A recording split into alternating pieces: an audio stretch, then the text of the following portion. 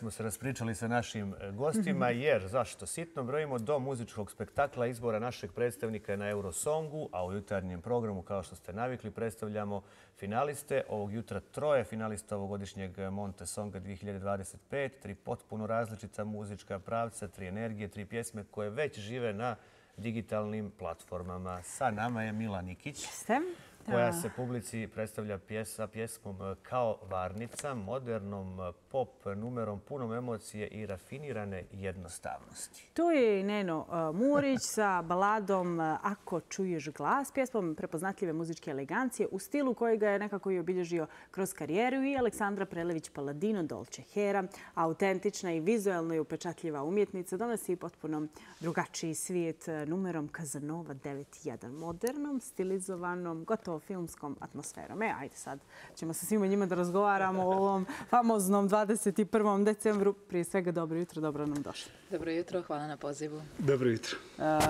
Uključit ćemo Aleksandru malo kasnije, ona nam se javlja VMX-om. Trebalo bi da je tu, ali želimo joj dobro jutro, nadamo se da nas čuje. Je li sve spremno? Glavno pitanje. Čuje nas, vidi nas. Dobro jutro, Aleksandra. Da, dobro jutro. Dobro jutro. Pa krenimo. Ko će prvi? Mila, izvolite. Mila, dame imaju prednost. Ja sam mislila možda bolje ti ćeš to onako manje iskreno. Šta je spremno? Pa ništa nije spremno. Ne, bit ću iskreno. Danas počinjemo sa probama. Zvanično, ne znam uopšte, rekli su neki produkcijski termin, nemam pojma kako se probi. A kako je došlo do spremanja pjesme? Kako je pjesma nastala? Ajde o tome onda. Kristina Kovač je jedan od autora ove pjesme. Ona me je pozvala preko Instagrama i predložila da dođem u Berlin da snimimo pjesmu. Tebi je bilo teško? Pa, apsolutno ne. Ja sam se jako obradovala kad sam vidjela njenu poruku, jer sam ja dijete 90-ih. Ja volim tu muziku i generalno mislim da se u mom izvođenju i čuje taj neki R&B, soul manir. Tako da bila sam jako srećna, ali bilo je tu ali, jer takmičenja ne volim. U smislu da znam kako ja reagujem na stres i kakva će panika da nastane i nastaje. Ali na kraju sam ipak odlučila da pođem i to je sjajno što sam se upustila u to, da. Znači, rekla si nam ko je radio muziku i tekst, te smo informaciji dobili. U produkciji se, kažu znalci, osjeća neka jednostavnost. Ko je predložio takav zvuk? Zašto? Je li lična pjesma? Da, kad sam došla tamo, nije samo Kristina autor, tu su i autori iz Irske, Mađarske i Njemačke. I kada smo pričali o tome šta želim, ja sam bila u fazonu želim svoju pjesmu. Ne želim pjesmu da se radi za festival, već za mene, pa kako je ljudi prihvate. A to je pjesma koja... Željela sam modernu pjesmu, pop naravno zvuk, ima elemente diska, 80-ih, taj neki prizvuk. A tekst mislim da se negdje oslanji na onu moju prošlu pjesmu sa tim da hajde sad da živimo, to je taj trenutak, živimo život punim plućima. Ove mladosti. Tako je, propagira jednu slobodu i mladost duha, mogu reći to. Neno, iskustvo se prožima. Slušam Milu, pa zajedničko nam je to što smo old school i pod stresom smo. Toga ne manjka. Šalim se malo, mislim, izazovno je zaista i nekako i odgovornosti i obaveza da čovjek predstavlja svoju zemlju na ovom sjajnom festivalu, možda jedan od najpoželjnijih festivala za nas muzičare. Ali eto, da krenemo od početka, kada mi je Dejan Božević... Snažna balada, kažu ko je radio. Dejan Božević je autor, Natalija Pavićević je napisala tekst, znači Dejo muziku i aranžman. I kada sam se čuo s Dejom, bio je prijedlog, imali smo zapravo dva neka prijedloga, dvije staze kojim bi trebali ići. Jedna je bila da radimo komercijalnu pjesmu ili u stvari da ipak se oslonimo na neke stare, dobre elemente. Šta je prelomilo? Šta ovdje ima za Monte Song pa onda Eurosong, kažu? Pa ja sam, evo da nastavim oko ove pjesme gdje sam ipak birao neku baladu raskošnu gdje će u stvari doći do izražaja emocija i vokal i naravno taj aranžman koji treba biti malo drugačiji, oko kojeg se treba malo potruditi. i mislim da nisam pogriješio. Doduše, pjesma je potpuno drugačija od svih ostalih koje će se takmičiti na Montesongu. Pa to je i dobra strana svega. I jeste, da je šarenoliko. Strana, a u stvari sam i nekako pratio svoj senzibilitet i mislim da nisam pogriješio. Zamišljate li scenske nastupe već? Imali o tome? Pa imamo već svi kako sve ćemo... Smišljeno. Da, sve je već samo još treba da isprobamo, da vidimo kako će to biti na sceni. Da se javimo i Aleksandri. Pozdravili smo se kako je teklo stvaranje Kazanove 91 koja zvuči i radijski i filmski i pretpostavimo šta možemo da očekujemo od sebe jer prošle godine je bilo totalno drugačije. Prije svega pozdrav za sve.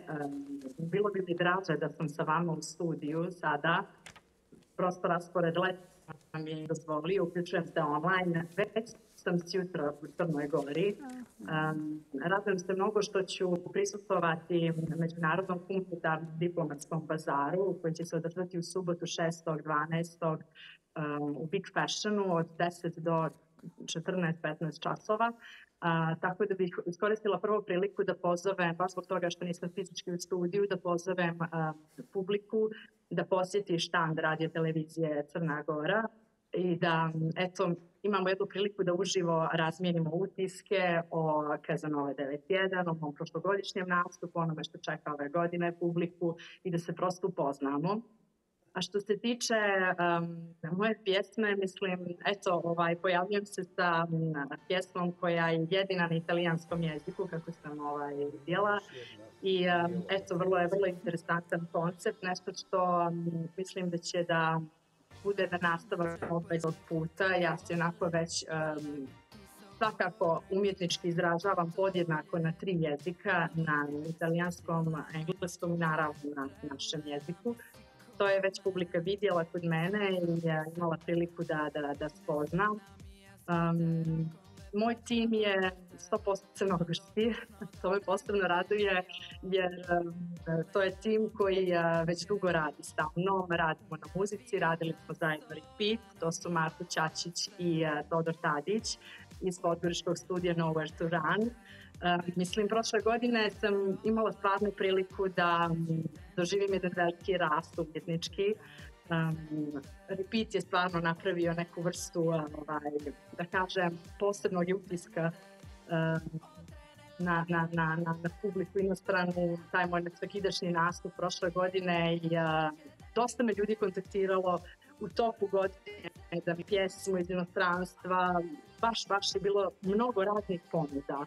I baš mi velika vrata otvorilo prošlogodišnje iskustvo. Stoga sam se rado ove godine opredijelila da nastupim na Montesongu, ali s obzirom na to da sam ja zaista, mislim, ne bih željela da zvučim prepotentno, ali zaista prije svega jedan artist koji radi sam svoju muziku, piše svoje tekstove, radi na muzici, daje mi svojim koautorima. Mislim, mi radimo sve do sada i moja muzika u potpunosti autorska. Ne znači da negdje u budućnosti neće biti saradnji sa drugim autorima, ali kada je u pitanju Montesong po drugi put imala sam apsolutnu želju da donesem jedan 100% naš domaći proizvod, što se kaže. Je li lakše sad ove godine kada već imaš i iskustvo sa prošlogodišnjeg Montesonga, sa nastupom, sa samom organizacijom, pripremama, je li lakše nego nekima koji možda prvi put će se pojaviti na Montesongu? I Nenu. Je li Nenu i tebi prvi put? Jeste prvi. Je li lakše? Je li meni pitanje? Da.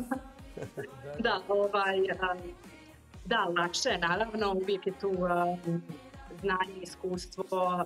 Ja sam nekako volim da primijeti kod sebe same rast, mislim samokritična sam i sve, ali volim da prosto svaki put kad nešto novo radim, da to bude uvijek sa dozom jednog upgrade-a. Tako da, prošle godine, mislim, ono što mi je posebno sada rasterećenje, to je da vidjela sam da prošle godine donijeti jedan, da kažem, potpuno umjetnički nastup koji ima jedan dubok koncept. Mislim, ako se prisjetimo šta sam ja prošle godine iznijela, u pitanju je bilo, mislim, da kažem, povezivanje dosta dubokih poruka na sceni, jedno off-key pjevanje strofama, jer sam sama sebi stavila kanap oko vrata da bih stvorila kontrapoziciju sa besprekornim dijelom sviranja na bubnju koji je moj lični pečat kao oslobađanje od tog tereta. Mislim, to je izuzetno bilo, ja mislim, hrabro prošle godine. Ono što sada znam je da je Montesong apsolutno prostor sve. Znači, i za tako nešto, to je nešto što nisam mogla da znam prošle godine, a sada stvarno znam da je prije svega jedna sjajna platforma za sve nas, baš zato što smo svi različiti, da svako dođe do svoje publike, da ostavi jedan utisak i da naprosto kaže šta ima na jedan najbolji mogući način. Jedna je zapravo velika pozornica koja će biti praćena od toliko i šarolike, da kažem, publike različitih muzičkih ukusa, jer na kraju krajeva i ne postoji, ako razmislimo, neka formula za evrovizijsku pjesmu. Mislim da je to očigledno. Ljudi mnogi komentarišu ona pjesma je evrovizijska. Mislim da svako ko pokušava da napravi takozvanu evrovizijsku pjesmu može eventualno da kopira nešto od prethodnog izdanja što već više nije aktualno.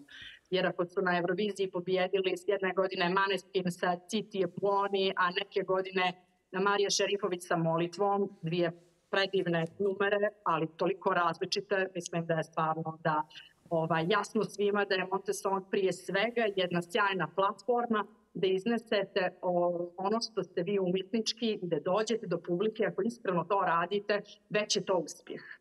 Hvala, Aleksandra. Hvala. Da, evo i pretpostavljam se kolege zahvaljuju na mnogobrojnim savjetima. Šta vi stvarno očekujete se, naravno, da pobijedite? Niko se ne takmiči bez tog cilja, pretpostavljam. Čuli ste iskustvo koleginice od prošle godine? Pa negdje sa vjerovatno nekim iskustvom, životnim i zrelošću pokušavam da ne stvaram neka očekivanja za neke stvari koje ne zavise od mene. Ono što ja očekujem od sebe je da sebe spremim dobro, da ne izneverim prvo sebe i neke moje kriterijume, naravno kriterijume tima i svih bližnjih koji me podržavaju, a to je da taj scenski nastup bude sutra, da bez ikakve sumnje stanem iza njega i da sa ponosom ga sutra pogledam, znači da bude to vokalno, pošto je ova pjesma poprilično zahtjevno, možda ljudi koji se ne bave muzikom to ne čuju i ne vide, da to iznesem na jedan dobar način, kako ja očekujem. To mi je negdje i najveća pobjeda, ali naravno da bih voljela da budem na prvom mjestu, ali trenutno u svojoj ovoj panici i frci u to sam usmjerena. Fokus je na čemu, Neno? Meni je najvažnije zaista da je od početka sve teklo super. U organizaciji Montesonga su ljudi vrlo ozbiljni i odgovorni i to je bilo za mene onako najvažnije, da možemo da se pripremimo za ovaj spektakl. Poslušao sam pjesme, ima jako dobrih pjesama, ima puno mladih ljudi što je odlično. I ovo što sam spomenuo, svi smo različiti nekako. Ima puno različitih pjesama. Nadovezao bi se na ovo što je Dolce Hera rekla, naša koleginica. Ima i tog umjetničkog dojma, ima i nekih pjesama koje su komercijalne, koje su vjerovatno pratili ovaj trend evrovizijski. Tako da nek pobjedi najbolji. Ja sam zaista se spremio kao da pjevam već na Eurosongu, ali to uopšte nije bitno. Ovo je zapravo moja neka ozbiljna priprema i želim da to uradimo kako treba. Organizovao sam i ljude koji će osmisliti moodboard i moj scenski nastup koji neće biti sada ništa spektakularno, ali ipak mora se dogoditi nešto. Publika već na Play platformima može da posluša sve pjesme. I na YouTube-u svakako. I na YouTube-u. I da bira svoje favorite. Naravno, i nek pobjedi najbolji. Tako je. Mi vam želimo puno uspjeha. Da sve prođe kako treba. Što je, Jelica, početak najbolji. Hvala vam. Hvala vam.